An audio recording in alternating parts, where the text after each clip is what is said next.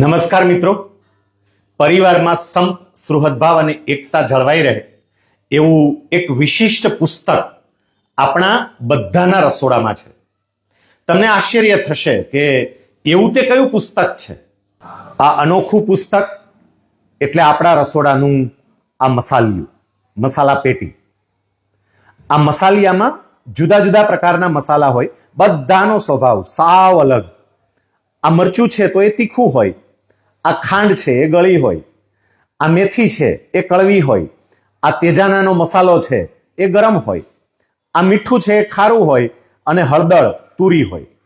મિત્રો, આ મસાલાઓની જેમ પરિવારમાં પણ અલગ અલગ સ્વભાવની વ્યક્તિઓ હશે.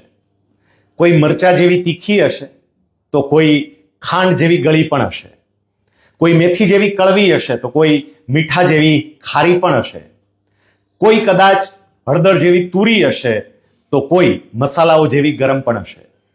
જ્યારે બધા મસાલાઓ સાથે મળે ત્યારે સ્વાદિષ્ટ શાક બને, સ્વાદિષ્ટ દાળ બને.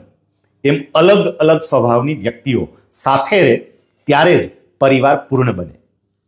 અલગ અલગ સ્વભાવ હશે જ એ જો સ્વીકારી શકાય તો સંપ, સુહૃદભાવ અને એકતા પરિવારમાં આવી શકે.